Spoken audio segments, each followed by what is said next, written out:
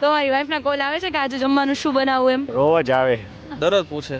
રોજ આવે. અમારે એવું થાય જ નહીં, બહાર જ જમવાનું હોય. પછી તમારું ભાવતું જમવાનું બનાવે? વિરુદ્ધ જ બને. તને ઠીક લાગે એ બનાવી લે. ભાવતું તો એને જ બનાવવાનું હોય, આપણે તો ખાલી ખાઈ જ લેવાનું હોય. ઓકે, એના હાથનું સૌથી વધારે તમને શું ભાવે છે? પાતળા બહુ મસ્ત બનાવે. વધારે શું સારું બને. ગુવાર બટાટાનું શાક કીધું તો કોબીજ બટાટાનું બને. પાઉંભાજી કીધી હોય તો સેન્ડવિચ બને. આવું થાય ભાઈ. કારેલા, રીંગણાનો ઓરો. હોટલ ટૂંકી પડે એવું બનાવે છે બધું. હું આજે થાકી ગઈ છું ને નથી મજા, તો તમે બહારથી કઈ પાર્સલ લઈ આવો એમ? અઠવાડિયામાં 4 વાર. તો ત્યારે તમે શું કરો? લઈ જાઓ બહાર? અઠવાડિયામાં 2 વાર.